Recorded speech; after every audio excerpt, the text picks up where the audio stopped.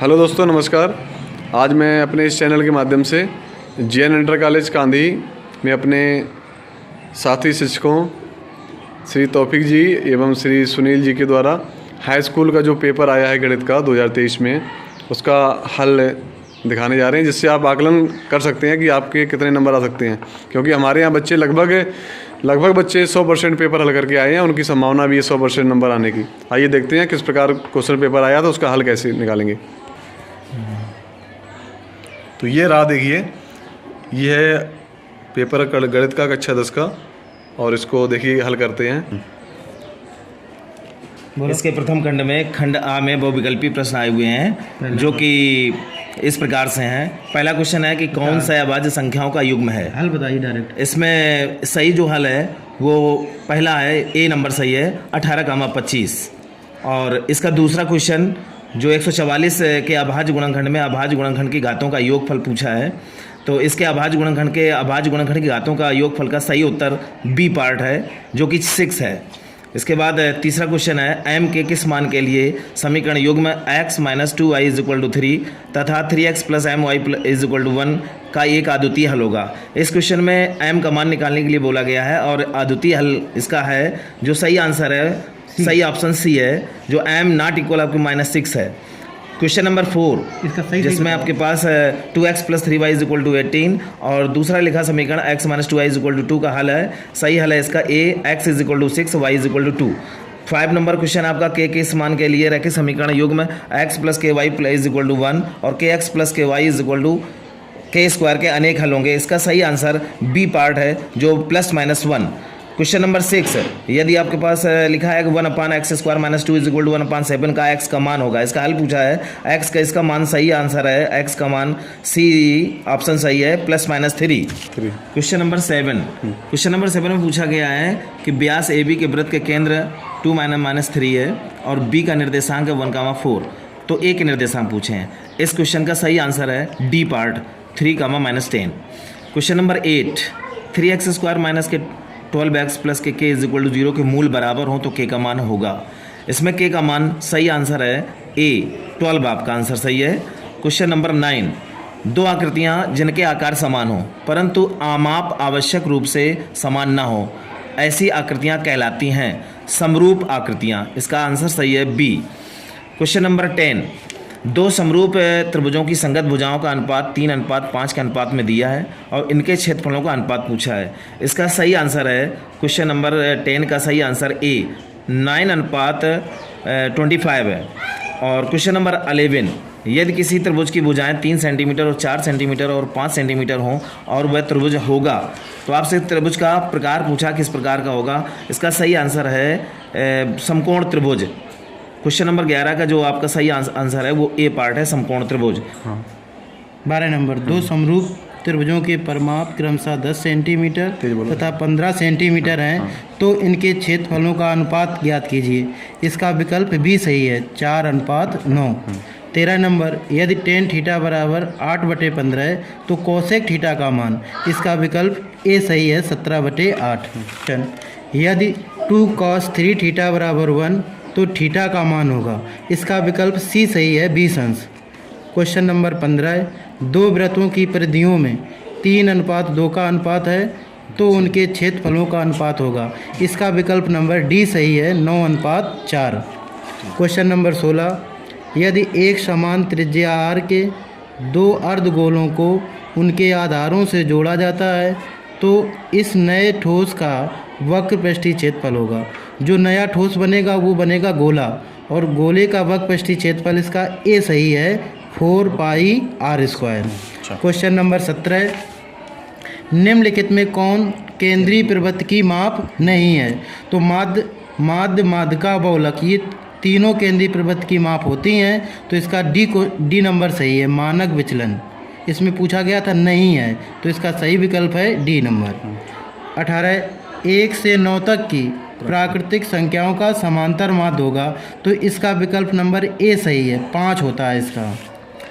19 number, यदि किसी बारंबारता बंटन की माध्यिका 16 तथा माध्य जो है वो 15 है बेटा, तो उसका बहुलक होगा। इसका बहुलक 18 आएगा, बी ऑप्शन सही है। क्वेश्चन नंबर लास्ट है इसका विकल्प का 20 नंबर। प्रथम 10 प्राकृतिक संख्याओं की माध्यिका होगी, तो इसका डी नंबर सही है, 5.5 है इसका। अभी तक आप लोगों ने खंड ए का देखा था हल, अब खंड बी का यानी कि सेक्शन बी का हल देखिए आप, हम आपको दिखा रहे बेटा। सेक्शन बी का हल जो हमने अपने पेजों पे कर रखा है वो हम बेटा आपको दिखा रहे हैं। इसका हल नहीं करेंगे क्योंकि वीडियो बहुत बड़ी हो जाएगी और आपका कल पेपर भी लगा हुआ है, इसका आप हल ही देखें तो ज़्यादा अच्छी बात है। चलो देखिए सेक्शन बी का हल इस प्रकार है। का नंबर सिद्ध कीजिए कि फाइव प्लस रूट 3 एक अपरमेय संख्या है। इसका हल देखो बेटा यहाँ पे हम दिखा रहे हैं आपको, इस प्रकार से होगा। ये हल आया लास्ट में 5 प्लस रूट 3 एक अपरमेय संख्या है बेटा। 1 का खा, यदि cos a बराबर रूट 3/2 हो तो sin 2a का मान ज्ञात कीजिए। इसका हल निम्नवत होगा। देखिए बेटा आप लोग, ये देखिए यहाँ से cos a बराबर इतना, तो sin 2a का मान निकालना था, तो पहले हम लोगों ने cos a का मान निकाला और sin 2a बराबर इस देखो इस प्रकार से sin 2 इंटू a का मान 30 अंश निकला था, तो sin 60 इसका मान होता रूट 3/2। इस प्रकार से हल हो गया। देखिए गा नंबर सिद्ध कीजिए कि बेलन का आयतन का 2 गुना उसके पृष्ठ और आधार की त्रिज्या के गुणनफल के बराबर होता है। तो देखिए इसका हल बेटा हमने कर रखा है, आप लोग देखिए इसको। ये है देखो, बेलन का आयतन इंटू 2 बराबर बेलन का वक्र पृष्ठ इंटू आधार की त्रिज्या। तो देखो इसका इस प्रकार सलूशन आया। आप लोगों ने पेपर दिया है आज, आप इसको समझ सकते बेटा, वीडियो ज़्यादा ना बड़ा हो इसलिए इसको हम डायरेक्ट ही बताने का प्रयास कर रहे हैं। घा नंबर देखो बेटा, निम्न आंकड़ों से माध्यिका की गणना कीजिए। इसका हल हम आपको दिखा रहे हैं बेटा, देखिए इसको। ये देखो यहाँ से स्टार्ट हो गया, ये हमने साड़ी बनाई थी इसको हल करने के लिए। इस प्रकार से देखो इधर आए हम, और हम आपको थोड़ा पेज पलटना चाह रहे हैं। देखो ये आ गए यहाँ पे 20, इस प्रकार से आए। लास्ट में जो इसका आंसर आया 26.63। इसका आप लोग आज आंसर मिलाना, इसका हल मत देखो बेटा, क्योंकि आपको पेपर देने हैं, कल देने हैं, या किसी को 24 तारीख को पेपर लगे, तो ज़्यादा इस पर टेंशन मत लो, हम आपको आंसर बता रहे हैं। इंगा नंबर देखिए, उस बिंदु के निर्देशांक ज्ञात कीजिए जो बिंदुओं -1, 7 और 4, -3 को मिलाने वाले रेखाखंड को 2:3 के अनुपात में विभाजित करता है। इसका हल देखिए बेटा, हम आपको दिखा रहे हैं। देखो यहाँ से हमने पेन रखा बेटा, इस प्रकार से इसका हल आया, इस प्रकार से। तो जो इसका जो आंसर आया वो आया 1,3, यही आपको मिलान करनी है। 4 नंबर क्वेश्चन देखिए, के किस मान के लिए बिंदु एक ही रेखा पर होंगे। जब बिंदु एक रेखा पर होते हैं इसका मतलब संरेखी होते हैं। तो इसका हल देखिए आप लोग, इसका हल देखो बेटा, यहाँ से आया है, ये बिंदु थे तो तीनों बिंदु संरेखी हो गए। जब 3 बिंदु संरेखी होते तो त्रिभुज का क्षेत्रफल होता 0 के बराबर। देखो हमने यहाँ से इस प्रकार से किया, ऐसे आए, तो लास्ट में जो आंसर आएगा वो के का मान 1 होगा यहाँ पे। अब इसके बाद क्वेश्चन नंबर 2 से हमारे तौफीक सर जी आपको व्याख्यान करेंगे। अभी ये सुनील सर जी के द्वारा आप सुन रहे थे, आज मिला लीजिए। निश्चित रूप से आप बिल्कुल 100% ये श्योर है कि बिल्कुल आपको सटीक 100% आंसर मिलेंगे। दोनों ही बहुत ही अनुभवी शिक्षक हमारे विद्यालय में हैं। चलिए शुरू करते हैं 2 नंबर से। 3 क्वेश्चन नंबर 2 का ग्राफी विधि के द्वारा दिखाइए कि रैखिक समीकरण निकाय 3x माइनस के y इज इक्वल टू 2 एवं 9x माइनस के 3y इज इक्वल टू 6 के अनेक हल होंगे। इसका हल इस प्रकार से है कि दोनों समीकरणों से हम एक ग्राफ पेपर पर ग्राफ खींचेंगे, जो कि बोला गया था अनेक हल होंगे। इसमें 3x माइनस के 2y और 9x minus 3y is equal to 6 के हम 2 सारणियाँ बनाएंगे और दोनों सारणियों का एक ग्राफ पेपर इस प्रकार से संपाती होगा। इनके अनेक हल होंगे, ये दिए गए हैं 0, -2, 1, 2, 4, इस प्रकार से। क्वेश्चन नंबर 2 का खा नंबर 2 अंकों से बनी संख्या के अंकों का योग 9 है। यदि संख्या के अंक उलट दिए जाएं तो नई बनने वाली संख्या मूल संख्या से 27 अधिक होगी। संख्या ज्ञात कीजिए।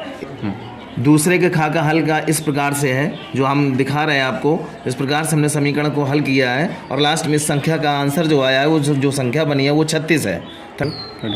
दूसरे का गा दूसरे का गा क्वेश्चन इस प्रकार से है कि त्रिभुज ABC की रचना कीजिए जिसमें BC is equal to 6 centimetre, AB is equal to 3 centimetre, कोण ABC 45 अंश है। एक समरूप त्रिभुज ABC की रचना कीजिए जिसकी संगत भुजाएं ABC की संगत भुजाओं की 3/4 हों। रचना के पद संक्षेप में भी लिखना है। इस प्रकार से रचना की जाएगी। इस रचना की आकृति हमने आपको बना के दिखाई है। इसकी रचना के पद भी नीचे लिखे हुए हैं। घा क्वेश्चन नंबर दूसरे का घा चित्र की सहायता से देखा गया है कि BD लंब है AC पर और CE लंब है AB पर। इस प्रकार सिद्ध करके दिखाना है कि AEC और त्रिभुज आपका ADB समरूप त्रिभुज है। वो इस प्रकार से हमने हल करके देखा है कि यहाँ पर 90 अंश का कोण है, यहाँ पर भी 90 अंश का कोण और ये कोण आपका उभयनिष्ठ है। इस प्रकार से समरूप त्रिभुज इस प्रकार से सिद्ध किया जा सकता है। क्वेश्चन नंबर 2 का इंगा नंबर जो आपका दिया है इसमें समांतर माध्य पूछा है सारणी से, वर्ग अंतराल दिया, बारंबारता दी गई है। इसका जो हल आया वो इस प्रकार से, इसका समांतर माध्य है 25.67। इसका सही आंसर 25.67 है। क्वेश्चन नंबर दूसरे का 4 निम्नलिखित आंकड़ों से बहुलक की गणना कीजिए। तो इसमें वर्ग अंतराल दिया गया और बारंबारता दी गई। इसका बहुलक की गणना करनी है। वो बहुलक की गणना इस प्रकार से हमने करके दिखाई है आपको। इस प्रकार से इसका जो हल आ रहा है, इसका बहुलक 2.5 आ रहा है। 2.5 बहुलक बिल्कुल सही आंसर है इसका। क्वेश्चन नंबर 3 निम्नलिखित समीकरण के युग्मों को रैखिक समीकरणों के युग्म में बदलकर हल कीजिए। इनके समीकरणों को युग्मों को बदल करके मान करके कुछ सभी इनको हल करना है। इस प्रकार से हल किया गया है। यहाँ पर माना गया कि 1/x is equal to P, 1/y is equal to Q। इसका जो आंसर आ रहा है वो आपका क्लियर आंसर आपका ये दिया गया है। लास्ट में इसको बहुत बड़ा है, इसको हल करने में थोड़ा समय लगेगा। इसका सही आंसर है x बराबर 4/21 है और y इज इक्वल टू -8/15 है। बोलो तो पाँचवा। अब इसके बाद 4 नंबर से सुनील सर जी जो है हल कर किया हुआ उन्होंने वो व्याख्यान करेंगे। देखते हैं। ये क्वेश्चन नंबर 4 है। 60 मीटर ऊंची एक मीनार की चोटी से एक मकान की छत तथा आधार के अनुमान कोण क्रमशः 45 अंश 60 अंश हैं। उस मकान की ऊंचाई तथा मीनार से दूरी ज्ञात की गई है। तो देखो क्या होगा बेटा इसका हल। ये इस प्रकार से हमने इसका फिगर बनाया और देखो यहाँ से हमने ऐसे लगाते हुए इसको आए। आज हम आपको आंसर ही क्लियर करवा रहे हैं। तो देखो मकान की जो ऊंचाई है वो है 20 × 3 - √3 जो मकान की ऊंचाई है। ये जो क्वेश्चन 4 नंबर है इसका आप देखिए, मकान की जो ऊंचाई आई हुई है 20 × 3 - √3 मीटर है तथा मकान की मीनार से जो दूरी है वो है 20 √3 मीटर। इसी का 4 का आप अथवा देखिए सभी लोग, बेटा देखना सभी लोग, ये 4 का हमने आपको पेपर पे शो कर दिया है। इसमें जो निकालना है खम्भों की ऊंचाई निकालनी है और खम्भों से बिंदु की दूरी ज्ञात करनी है। इसका देखो हमने हल कर रखा है, आप लोग इसको देखिए। इस प्रकार से देखो बेटा, हम यहाँ पे पेन रखते हुए हल के पास आते हुए देखो इधर इस प्रकार से आएंगे यहाँ पर। तो जो खम्भों की जो ऊंचाई आई है h का मान वो है 20 √3 मीटर। लेकिन अभी हमसे बिंदु की स्थिति भी पूछी गई है। तो देखो आगे इस प्रकार से काफ़ी लंबा क्वेश्चन है, आप लोगों ने किया होगा, आपको मालूम है। तो देखो इसका आंसर, खम्भे की जो ऊंचाई आ रही है वो है 20 √3 मीटर। बिंदु P की पहले खम्भे से जो दूरी है वो है 20 मीटर। बिंदु P की दूसरे खंभे से दूरी है 80 से 20 कर दें तो 60 मीटर आएगी। 1 मिनट और देखो बेटा, इसमें आप लोग जो यहाँ पे फिगर बना है इसको भी फर्स्ट मान सकते हैं खंभा और इसको भी फर्स्ट मान सकते हैं। उससे आंसर पे कोई बहुत बड़ा प्रभाव नहीं पड़ेगा। जो खंभे की ऊंचाई आएगी वो 20 √3 ही आएगी। इस प्रकार पेपर हल करते हुए हम लास्ट चरण में पहुँचते हैं और हमारे संजय सर जी भी खड़े हैं। तो चलिए 5वां क्वेश्चन हम फिर से एक बार तौफीक जी से समझेंगे। क्वेश्चन नंबर 5 जो लास्ट क्वेश्चन है, इसका ये लिखा हुआ जरा हम पढ़े दे रहे हैं आपको। 3 मीटर व्यास के कुएं को 14 मीटर की गहराई तक खोदा जाता है। इससे निकली हुई मिट्टी के कुएं के चारों ओर 4 मीटर चौड़ाई का एक वृत्ताकार वलय बनाते हुए समान रूप से फैलाकर इस प्रकार बांध बनाया जाता है। इस बांध की ऊंचाई पूछिए। जरा आप देखें, आपका चित्र इस प्रकार से होगा इसका कि एक हमने बेलनाकार कुआं है, कुएं का जो आकार होगा वो बेलनाकार होगा और इसकी जो आपके पास आकृति बनाएगी वो इस प्रकार से। और इसका जो सही हल है वो हल आया है कि जो उसकी वलय की जो ऊंचाई है वो 1.125 मीटर में होगा।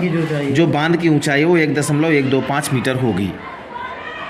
क्वेश्चन नंबर 5 का जो अथवा में लगा हुआ जिसमें एक करना था आपको, उसका लास्ट क्वेश्चन इस प्रकार से है कि एक खोखला गोला जिसका आंतरिक एवं बाह्य व्यास क्रमशः 4 सेंटीमीटर और 8 सेंटीमीटर है को पिघलाकर एक शंकु जिसके आधार का व्यास 8 सेंटीमीटर बनाया जाता है। शंकु की तिरछी ऊंचाई और तथा वक्र पृष्ठ का क्षेत्रफल ज्ञात करना है, जो कि इस प्रकार से है। इसमें खोखले गोले के बाहरी और भीतरी त्रिज्या निकालने के बाद खोखले गोले का आयतन और शंकु का आयतन दोनों को बराबर करने के बाद जो उसकी ऊंचाई h बराबर वो 14 सेंटीमीटर और शंकु की तिरछी ऊंचाई L = √212 या इसका दूसरा जो हल निकला वो 2√53 और इसके बाद फिर शंकु का वक्र पृष्ठीय क्षेत्रफल 8√53 और पाई सेंटीमीटर स्क्वायर होगा। बहुत बहुत धन्यवाद दोनों सर जी लोगों को, और बहुत ही अच्छी तरीके से आप सबके लिए इन लोगों ने मेहनत की है। आप निश्चित रूप से मिलाइए और पता करिए आपका रिजल्ट कहाँ तक जाता है।